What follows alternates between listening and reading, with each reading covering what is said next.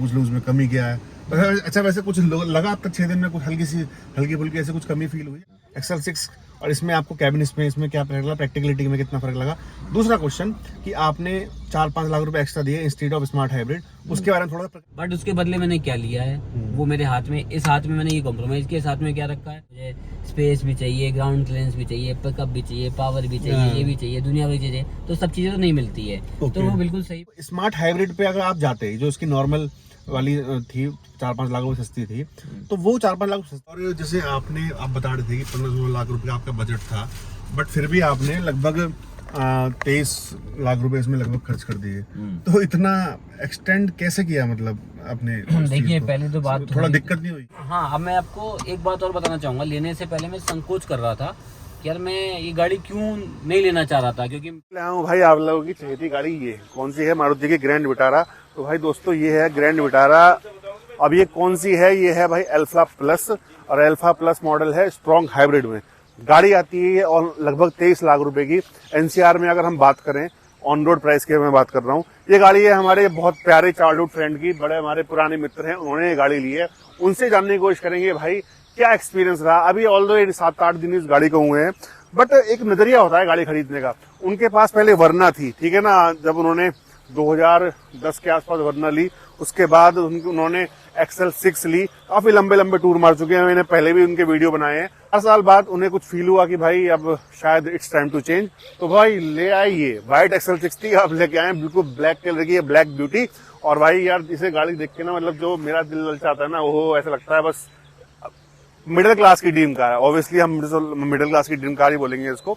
तो भाई बड़ी शानदार लगती है। और ये गाड़ी है मेरे दोस्त की, तो ये है हमारे भैया मित्र गौरव जी, आपका बहुत बहुत स्वागत है हमारे चैनल पे। तो सबसे पहले तो आपको बहुत बहुत शुभकामनाएं और बहुत बहुत मुबारक हो कि आपने इतनी सुंदर इतनी प्यारी गाड़ी लाके, ओह माय गॉड, चश्मा ला के दे, मतलब चश्मा तो बनता है भाई। तो इन्होंने भाई बहुत जो गाड़ी चुनी है उसके लिए बहुत हार्दिक शुभकामनाएं। काफी अच्छी चुनी है, बुरी चुनी है, आप अपने कमेंट बॉक्स में बताइएगा।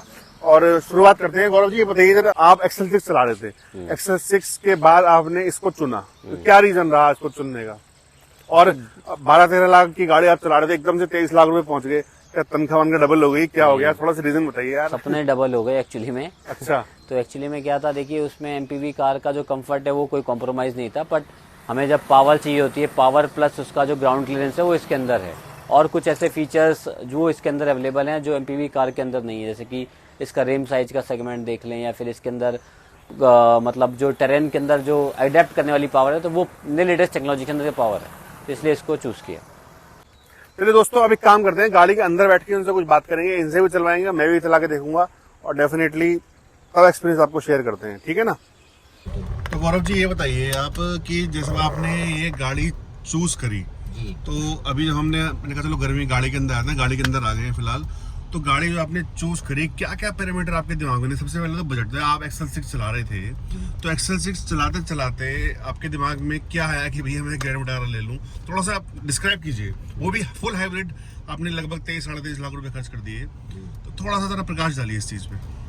देखिए जब मैं ले रहा था तो देखिए बजट तो जब आदमी लेके चलता है, लास्ट टाइम मेरी जो एक्सेल 6 थी तो अपनी 13.5 लाख ऑन रोड पड़ रही थी, ठीक है। तो बजट ज़्यादा अपना जो है 15 तक एक्सटेंड कर सकते थे जी। अब 15 तक के बजट में मैंने काफ़ी सारी गाड़ियाँ देखी मैंने, क्योंकि मैं पहाड़ों पे जाने का शौकीन हूँ, लेह लद्दाख, स्पीति वगैरह, तो कहीं ना कहीं ये बात दिमाग में रहती थी कि एक्सेल 6 में थोड़ी सी पावर जो है कम पड़ रही है।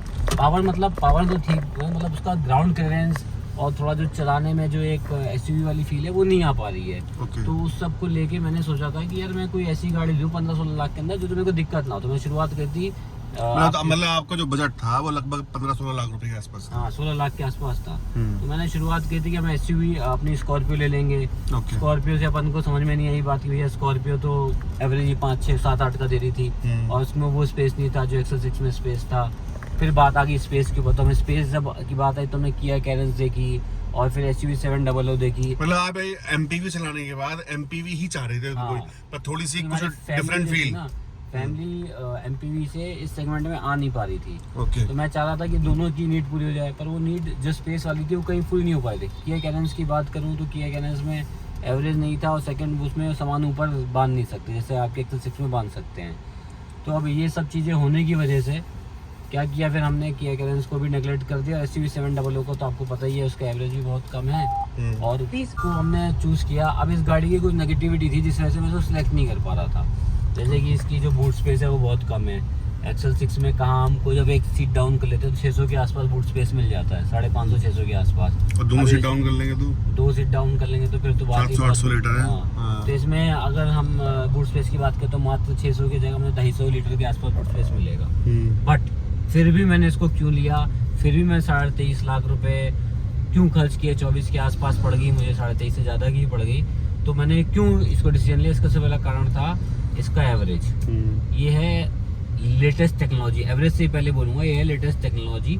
लेटेस्ट टेक्नोलॉजी में अगर आप बात करूँ तो ये आज की डेट में मार्केट में जो मुझे लगता है, लोगों की अलग अलग ओपिनियन हो सकती है, मुझे लगता है कि इलेक्ट्रॉनिक प्लस पेट्रोल का ये बेस्ट मिक्सचर है। ठीक है, हाइब्रिड जो होना बेस्ट मिक्सचर है, क्योंकि अभी फुल्ली इलेक्ट्रॉनिक हम कर नहीं सकते, बहुत सारे चैलेंजेस हैं इंडिया के अंदर। दूसरा, पेट्रोल पे चल रहे हैं तो उतना माइलेज नहीं मिल रहा है, तो दोनों की मिला के लेटेस्ट टेक्नोलॉजी है, पहली बात। दूसरी बात, इसका जो माइलेज है जो मैं आपको बता ही चुका हूँ, माइलेज जो आज की डेट में कई लोग क्लेम कर रहे हैं कि एक टैंक में ये जो आपकी मुंबई तक चली जाती है, करीब 1200 किलोमीटर तक। अभी भी मैं इसको चला चुका हूँ, तो आप देख रहे हैं ये भी नई गाड़ी है, पहला टैंक ही मैंने फुल कराया है। तो आप अगर इसकी फ्यूल इकोनॉमी देखेंगे तो ये अभी भी 16-17 का एवरेज दिखा रही है। ये जब नई ली थी मैंने, मतलब 100 किलोमीटर चल के आई थी शोरूम से, तो 100 किलोमीटर पे इसका एवरेज 15 था और उसके बाद मैंने 3600 रुपये का तेल डाला था, 3600 रुपये का। तो 3600 के तेल बाद तब भी 576 दिखा रहा था और अभी 200 किलोमीटर चलने के बाद भी 576 दिखा रहा है। ओके, मतलब इसका एवरेज अंदर बढ़ रहा है, LED पे मैं नहीं जा रहा हूँ। तो इस चीज़ एवरेज हो गया सेकंड पॉइंट। थर्ड पॉइंट सबसे इंपॉर्टेंट जो मेरे लिए था वो था इसकी रीसेल वैल्यू। अब जो इस मार्केट मारुति की रीसेल वैल्यू, हम इसमें से कोई दो राय नहीं कि मारुति की रीसेल वैल्यू मार्केट में क्या है। अच्छा। तो मुझे जो ऐसे मान लीजिए 4 साल बाद गाड़ी चेंज करनी, रिप्लेस करनी है, तो मुझे रीसेल वैल्यू 4 साल का चक्कर क्या है आपके? 4 साल मतलब ऐसा है कि अपने जो है हम लोग जो 4 साल बाद गाड़ी बदल देते हैं, कंपनी से लेते हैं, तो 4 साल बाद हमें चेंज करनी पड़ती है। चलिए ठीक है, आपने तो- फिलहाल ये मान के चलिए 4 साल के लिए लिया आपने। हाँ, 4 साल के लिए। ठीक तो है। दूसरा, ये तीसरा पॉइंट था। तो दोस्तों भाई नजर बना के रखिएगा, 4 साल बाद ये गाड़ी बेचेंगे, मैं उसके आसपास वीडियो जरूर बनाऊंगा कि भाई किसी को अगर लेनी हो, अभी प्लानिंग ना हो, बजट ना हो, 3-4 साल बाद इसकी लाइफ भी पता लग जाएगी, तो आप डेफिनेटली संपर्क कर सकते हैं। वो तो खैर चलो हम डाल देंगे उस टाइम पे जब ये बेचने जाएंगे। जी बहरहाल आगे बढ़ते हैं। तो चौथा इसका सबसे इम्पोर्टेंट पॉइंट था जो मैं बता रहा था। चौथा इसका सबसे इम्पोर्टेंट पॉइंट था इसकी जो, मतलब जैसे क्रेटा के सेगमेंट की देखी जाए, जी। लोगों के से वाद विवाद है बहुत सारे, पर मेरा अपना स्टैंड इस पे है। क्रेटा, सेल्टोस और जो इस सेगमेंट की गाड़ियाँ हैं उनका ग्राउंड क्लियरेंस, इसके ग्राउंड क्लियरेंस में जमीन आसमान का अंतर है। इसका 210 है, 210 है, उनका उसका 190 के आसपास है। है। मैंने सिंपल सा टेस्ट करता हूँ अपनी सोसाइटी में, एक स्पीड ब्रेकर बना रखा है लोगों ने, उसमें बाकी गाड़ियाँ लग जाती है, ये नहीं लगी, जी। स्पीड ब्रेकर में निकल गई। और पांचवा सबसे इम्पोर्टेंट बात है इसका जो भाई साहब, जो इसका जो क्या बोलते हैं आपका पिकअप है ना, मतलब जो स्पीड है ना, जो आपको जो स्पीड मिलती है ना, मतलब जो आप इसमें जो रेस दूंगा ना मैं अभी 0 से 100 वाली, वो जो फील आती है ना, जो इसका बैटरी मतलब इलेक्ट्रिक प्लस जो आपका इसका क्या बोलते हैं इंजन की पावर कंबाइंड होती है ना, वो रॉकेट बना देती है इसको। ओके। मतलब एकदम इसका जो है बिल्कुल आपका काफ़ी पावर मिल जाती है इसके अंदर, जो मुझे फील हुआ दोनों गाड़ियों को चलाने के बाद। लोगों की अलग अलग थॉट प्रोसेस होती है। पेट्रोल में मुझे ये बहुत अच्छा इसका सेगमेंट लगा, ये पांचवा मेरा इसका सबसे बड़ा कारण था। टेक्नोलॉजी के साथ साथ पावर मिल रही है, हाई ग्राउंड क्लियरेंस मिल रहा है और मेरा फ्यूल इकोनॉमी भी आ रही है। अब बात की जाए जो इसका टॉप मॉडल है, टॉप मॉडल के फीचर की बात की जाए तो इसमें सारे ये फीचर, अल्फा प्लस मॉडल है ना? ये अल्फा प्लस मॉडल है, मतलब 2 ही मॉडल आते हैं इसमें, जेटा प्लस और alpha Zeta plus. Plus alpha 2 model आते हैं इसमें। तो जो हाइब्रिड टेक्नोलॉजी तो जेटा प्लस और अल्फा प्लस में आई थिंक जेटा प्लस में भी काफी फीचर हैं, तो उसमें कितना फर्क है प्राइस में? जेटा प्लस और इसकी प्राइस में 1.5 लाख का फर्क है। अभी जब मारुति ने अप्रैल से गाड़ियां निकाली हैं तो करीब 30,000 रुपये बढ़ा दिए। तो यहाँ पे 30,000 रुपये बढ़ा दिए। 30,000 रुपये बढ़ा दिए इसमें मारुति ने। दोनों में 1.5 लाख का आ रहा है। 1.5 लाख के अंतर में सबसे बड़ा मजा आपके पीछे आ रहा होगा। अच्छा, वेंटिलेटेड सीट डेट में जो मतलब अच्छा 1.5 लाख में वेंटिलेटेड सीट आ गई आपको? भाई साहब मतलब पूरी गाड़ी तो सही कह रहे हो, पीछे से एकदम गाड़ी जो है ना फर्स्ट क्लास हवा मार रही है। हाँ, तो पूरी भीग जाती थी ना मेरी, मैं जब ऑफिस जाता था तो पूरी शर्ट भीग जाती थी पीछे से और पैंट भी भीग जाती थी। अब वो बड़ा मजा आता है भाई से, जब ऑफिस जाते हैं तो बड़ा कंफर्टेबल रहता है गर्मी में ना। दूसरा सबसे बड़ी इसका जो मतलब जो बेनिफिट है 360 डिग्री कैमरा। अभी मैं आपको व्यू दिखाता हूँ जिस गाड़ी की, जो आप इसकी स्क्रीन पे अगर देखेंगे तो जो व्यू है फ्रंट कैमरे को क्या हो गया अभी, साइड कैमरा चल रहा है ना अभी, फ्रंट कैमरा। अब ये 360 कैमरा आ गया इसका। ये देखिए इसका जो 360 डिग्री कैमरा है ना, ये मुझे बड़ा सही लगा। अब जैसे इसका साइड व्यू आप देख रहे हैं यहाँ पे, तो मतलब ये चलाने के प्रोस्पेक्टिव 360 की कैमरा आप इंस्टॉल करते हैं तो वो इंजन के साथ कमीशनिंग वो सब काम मुझे पसंद नहीं है। ये सही बात है। तो ये मुझे सबसे जो स्टॉक आता है ना उसकी बात अलग होती है। हाँ, जो इसमें फिटेड है उसकी बात एक अलग है। तो ये सबसे खास बात लगी, 360 कैमरा मिल जाएगा मुझे और ये सीट्स मिल जाएगी। ये पार्किंग में काफ़ी हेल्प में करता है मुझे। अगर आप मतलब गर्मी के लिए तो सीट्स होगी।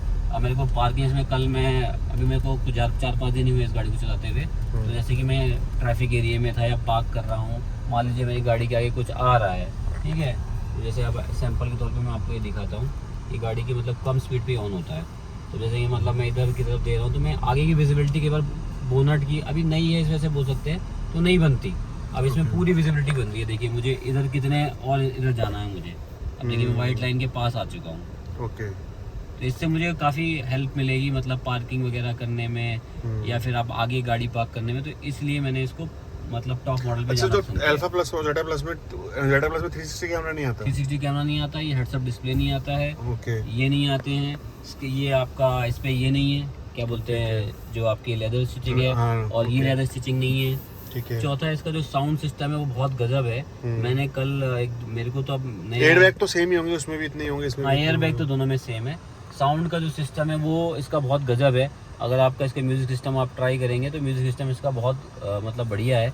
इसमें कुछ प्रीमियम क्वालिटी के स्पीकर मारुति ने डिस्क्लोज तो नहीं किया है, बट इसमें कुछ प्रीमियम क्वालिटी के स्पीकर लगाए मारुति ने। और हाँ, मैं एक सबसे इम्पोर्टेंट बात आपको बताना, सनरूफ जेटा में भी है। इसमें एक बात, हाँ, एक इम्पोर्टेंट बात बताना मैं आपको भूल गया, इसमें TPMS है, मतलब टायर प्रेशर मॉनिटरिंग कंट्रोल भी है।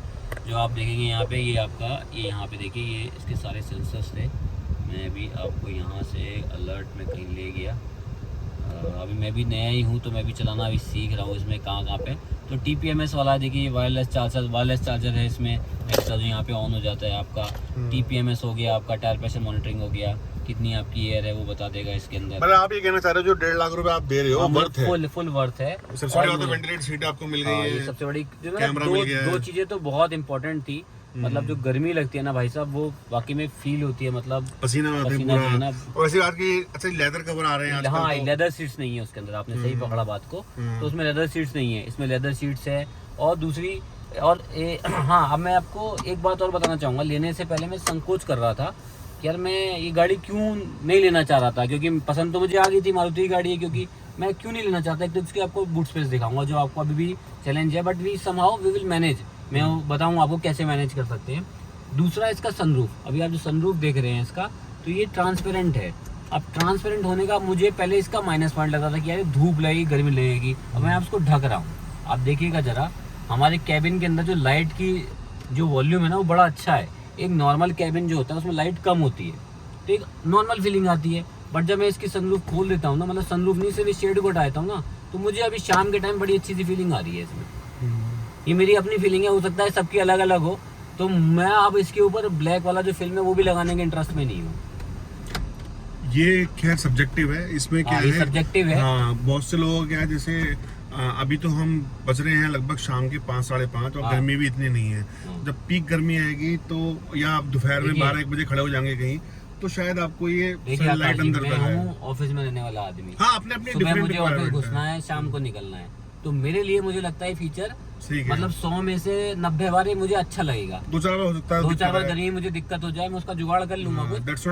अभी जो मुझे फीलिंग आती है ना, जैसे कि मतलब यहाँ से मैं लाइट्स आ रही है अंदर, मुझे मतलब ये मेरी वाइफ को लाइट पसंद नहीं है रूम के अंदर, उसको अंधेरा पसंद है।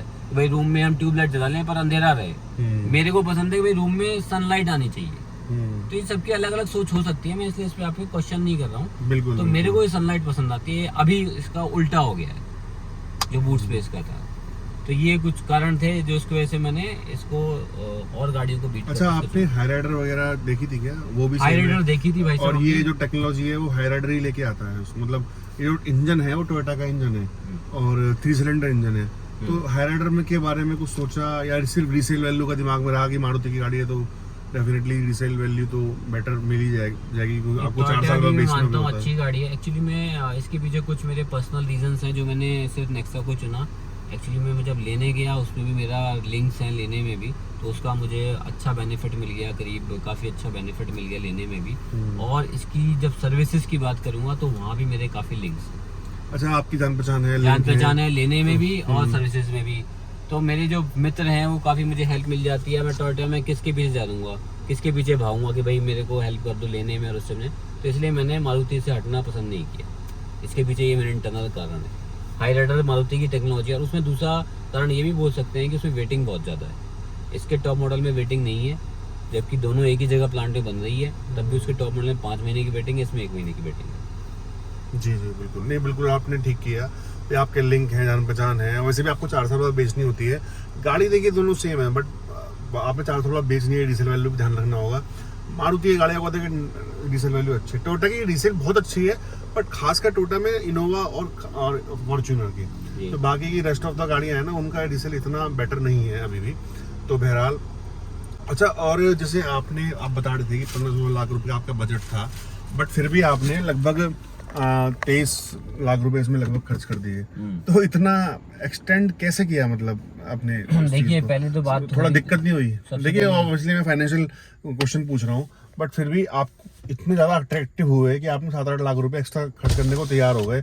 और दूसरा मैं ये भी क्वेश्चन करूँगा, भाई XL6 ये चला रहे थे, एक MPV है, बहुत प्रैक्टिकल गाड़ी है XL6 वो इनोवा वाली कैटेगरी में ही आ जाती है, हालांकि वो नीचे कैटेगरी है, बट वो 6 सीटर है, आप प्रैक्टिकल है, स्पेशियस ज़्यादा है, कैबिन स्पेस आपको ज़्यादा लगा हुआ उसका, आपने चलाए फैमिली के साथ आप लंबे ट्रिप मार। अच्छा मैं ये बता दूँ, ये लंबे ट्रिप मारते हैं, इनकी जो XL6 थी लगभग 35-36 हज़ार चली थी, जिसमें से भी मैं समझता हूँ 35 में 30 हज़ार इनकी हाईवे पे चली होगी।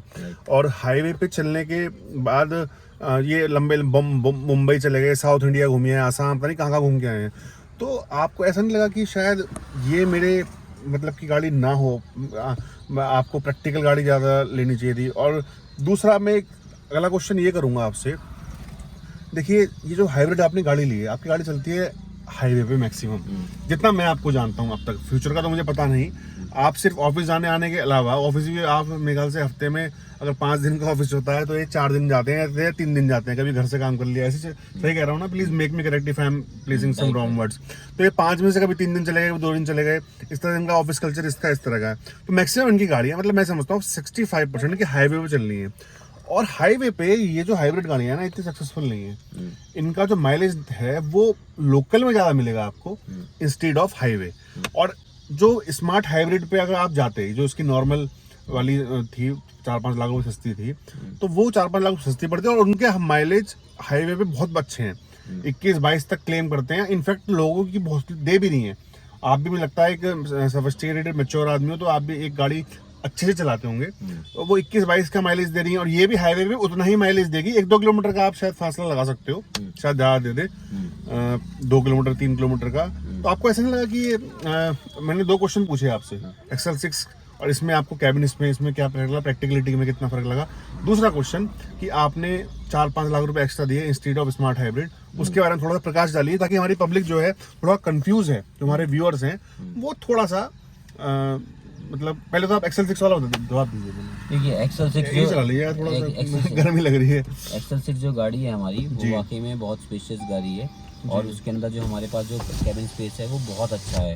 उसकी कैप्टनसी से उसकी कैप्टनसी इसमें दूर दूर तक कहीं भी कंपेयर नहीं किया जा सकता, नो डाउट ऑन दैट। ठीक है, अब बात आती है XL6 एक MPV सेगमेंट की कार है। XL6 एक MPV सेगमेंट की कार है, राइट, और ये है SUV सेगमेंट की कार। अब जब आप सेगमेंट चेंज करते हैं तो कई चीज़ों पे कॉम्प्रोमाइज़ करना पड़ता है। ऐसा नहीं कि आपको एक ही गाड़ी में सब कुछ मिल जाएगी। अगर जितनी सारी चीज़ें आपको चाहिए तो भाई साहब फिर तो आपको वो लेना पड़ेगा, क्या बोलते हैं उसको, वॉल्वो या बड़ी गाड़ी। उसके लिए तो आपको 1 करोड़ चाहिए, मुझे स्पेस भी चाहिए, ग्राउंड क्लियरेंस भी चाहिए, पिकअप भी चाहिए, पावर भी चाहिए, ये भी चाहिए, दुनिया भर चाहिए, तो सब चीज़ें तो नहीं मिलती है। तो वो बिल्कुल सही बात है कि मैंने स्पेस को कॉम्प्रोमाइज़ किया है। ठीक है, दूसरा मैंने जो है उसकी जो कैप्टन सीट से जो कंफर्ट है पीछे की सीटों का, वो उसमें कॉम्प्रोमाइज़ किया है इसमें, क्योंकि पीछे में कैप्टन सीट का कंफर्ट उसमें कभी वो नहीं मिल सकता। बट उसके बदले मैंने क्या लिया है, वो मेरे हाथ में, इस हाथ में मैंने ये कॉम्प्रोमाइज़ किया। इस हाथ में क्या रखा है, इस हाथ में ग्राउंड क्लियरेंस रखा है मैंने 220। एक जो पिक मतलब जो SUV की फील है, जो कम ड्राइव का जो पावर आपके हाथ में आती है, MP में वो नहीं आती है आपके हाथ में, ड्राइव की जो कंफर्ट लेवल है वो इसमें आती है। तीसरी सबसे जो इम्पोर्टेंट बात है, इसका जो मतलब जो टेरेन का पिकअप होगा वो उसके कंपेरेटिव में ज़्यादा होगा। तो ये मेरे ख्याल से पहले क्वेश्चन का आपका आंसर है। सेकंड जो आप मुझे बोल रहे थे कि आपने जो है इसका नॉर्मल जो स्मार्ट हाइब्रिड जगह ये क्यों लिया, देखिए जब हम बात कर रहे थे अभी थोड़ी देर पहले बेनिफिट की इस कार लेने में, तो मैंने सिर्फ माइलेज की बात नहीं करी थी जी, मैंने कुछ और भी बातें कही थी। हम जब इसमें पैसे देते हैं 1.5 या 2 लाख या 4 लाख जो भी आप समझ रहे हैं, मैं उस राशि को बीच में अगर जोड़ करूँ 4 लाख रुपए दिए, तो सिर्फ इसमें माइलेज नहीं मिला मुझे, हाइब्रिड नहीं मिला भाई साहब जी, उसमें 80 टेक्नोलॉजी है, इसमें ECVT है, चलाने में दोनों में बहुत फर्क है। गाड़ी में अंतर होता है CVT और AT में। तीसरी चीज भाई साहब उसमें जो अभी आपके पीछे से मैंने बटन दबा दिया हवा निकल रही है, उसमें हवा नहीं निकलेगी। अच्छा, उसके टॉप मॉडल में वेंटिलेटेड सीट नहीं है उसके अंदर, तो काफी चीजें उसमें नहीं है। तो ऐसा नहीं है कि 1.5-2 लाख रुपए में मारुति सिर्फ आपको इंजन दे रही है कि सिर्फ एवरेज बढ़ा लो, इसमें आपको ECVT टेक्नोलॉजी दे रही है। फिर उसके बाद भाई साहब मारुति आपको वेंटिलेटेड सीट और बहुत सारे ऐसे फीचर्स दे रही है इसके अंदर जो आगे लेटेस्ट टेक्नोलॉजी में काम आएंगे। ऐसा नहीं है कि अब देखिए ये गाड़ी EV में चलेगी, अब गाड़ी EV में आपको लग रहा है गाड़ी बिल्कुल वाइब्रेशन है, व्यूअर को तो नहीं दिखेगा पर आपको लग रहा है ये गाड़ी बंद हो रखी है पर आपको AC चल रहा है, सब कुछ चल रहा है, इलेक्ट्रॉनिक पे चल रही है, तो एक फील अच्छी आती है। गाड़ी में साउंड कम है तो फील अच्छी आती है। चौथी बात, इसमें पावर उससे कंपैरेटिवली ज़्यादा है। अगर आप उसका सिर्फ इंजन की पावर देखेंगे और इसके इंजन की पावर देखेंगे तो इसके इंजन की पावर कम है, बट इसमें बैटरी ऑन पेपर पर बैटरी और इंजन की पावर जो क्लब होती है वो 145 न्यूटन मीटर का टॉर्क जनरेट करती है, उसमें 109 न्यूटन मीटर का टॉर्क है, तो करीब 30 न्यूटन मीटर 30 से 40 न्यूटन मीटर का टॉर्क। नहीं, आप गलत बोल रहे हो। जो स्मार्ट हाइब्रिड है उसमें 137 Nm का टॉर्क है और बैटरी के साथ थोड़ा बढ़ जाता है उसका। हाँ, तो इसका मतलब शायद थोड़ा और है, मुझे इसका एग्जैक्ट नंबर याद नहीं है। इस हाइब्रिड का बता रहा हूँ मैं। और इसमें 92 PS की पावर है, उसमें 103 PS की पावर है, बट इसकी जो कंबाइंड पावर है वो डेफिनेटली उससे ज्यादा है, वो आपकी लगभग 120 PS के आसपास आके बैठती है। जब इसकी वही मैं बताना चाह रहा हूँ, मेरे को भी फिगर्स याद नहीं है, जो भी आप बताना चाहिए उसको, तो दोनों के बीच में ये अंतर आ जाता है। इट्स नॉट ओनली कि भाई हमने जो है हाइब्रिड ले लिया, तो पावर का भी फर्क है जी, टेक्नोलॉजी का भी फर्क है। जब चलाते हैं तो दोनों में फील आती है। मैंने एक्सेल 6 का इंजन चलाया, वो इंजन एक थोड़ा सा फाइन करके उसमें लगाया। पहले एक्सेल 6 में 4 स्पीड AT थी, उसमें 6 स्पीड AT, वह इतना अंतर है और थोड़ा सा रिफाइनमेंट किया होगा 3-4 सालों में, बट ये एक अलग इंजन है। जब आप एक अलग इंजन को ड्राइव करते हो तो एक अलग फील आती है, तो इसलिए ये चुनाव मैंने किया, सिर्फ नॉट ओनली फॉर एवरेज। मतलब कुल मिला के मजा पूरा आ रहा है। मजा तो भाई साहब मतलब आपने 23 लाख रुपए लगा दिए, फुल मजा आ रहा है ना। तो आना ही चाहिए भाई साहब। या जस्टिफाई तो नहीं कर रहे हो? नहीं। फैमिली को कैसा लगा? फैमिली को भी अच्छा लगा। मेरी बेटी से बात हुई थी इनकी उस दिन, वो कह रही थी नहीं मुझे तो अच्छा बिटिया है, छोटी है, उसे क्या पता है बैटरी पे चल रही है या क्या चल रही है, उसको क्या उसको उस बाहर से भी इतना फर्क नहीं, उसको अंदर से भाई की सीट वीट कैसी है, कैप्टन सीट, वो कह रही नहीं पुराने वाली अच्छी थी। हाँ डेफिनेटली भाई इसके लुक्स बाहर से बड़े क्यूट है, कलर एक तो इतना बढ़िया लिया है आपने, तो ये है। चलिए बहरहाल आपने काफी अच्छे से जस्टिफाई किया चीजों को कि ना भाई पल्ला मेरा ही भारी है। नहीं तो, पल्ले की बात नहीं है एक्चुअली, जो मैं फील करता हूं he is my childhood friend. इनके पास पहले भी जो मैंने काफी वीडियो बनाई है और ये दोबारा गाड़ी लेके आए हैं, तो डेफिनेटली और भी मैं कंटेंट इस पर लेके आता रहूँगा, जो भी इन बिटवीन जो भी मुझे जब भी मौका मिलेगा। और भाई का भी एक चैनल है रोवर सनी के नाम से, और ये भी अच्छे लंबे टूर मारते हैं, तो आप प्लीज़ उसे फॉलो कर सकते हैं, सपोर्ट कीजिएगा इनको। और ग्रैंड विटारा से रिलेटेड वीडियो अब आपको उनके चैनल पे ही मिलेंगे, मैं उसका लिंक डाल दूंगा, ठीक है ना। तो प्लीज़ सपोर्ट करेंगे तो डेफिनेटली बहुत अच्छा रहेगा। और कुछ इसमें अभी तक देखिए, इट्स अर्ली टू आस्क कि भाई इसमें कमी क्या है। डेफिनेटली मैं अभी ये क्वेश्चन नहीं करूँगा, 6 दिन गाड़ी के हुए हैं उसमें आपसे पूछ लूँ उसमें कमी क्या है। अच्छा वैसे कुछ लगा अब तक 6 दिन में कुछ हल्की फुल्की ऐसे कुछ कमी फील हुई है आपको?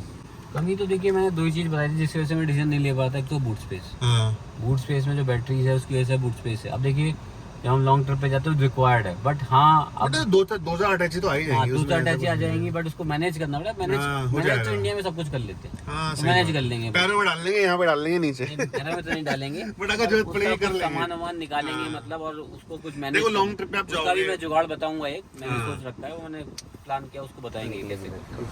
तो ठीक है दोस्तों, ये एक छोटा सा मेरा ड्राइव रिव्यू था और इस गाड़ी के बारे में था। वीडियो अच्छा लगेगा यार तो प्लीज लाइक कर दीजिएगा, सब्सक्राइब कर दीजिएगा मेरे चैनल को। फिर मिलते हैं किसी नए वीडियो के साथ, नए कंटेंट के साथ। बहुत बहुत धन्यवाद।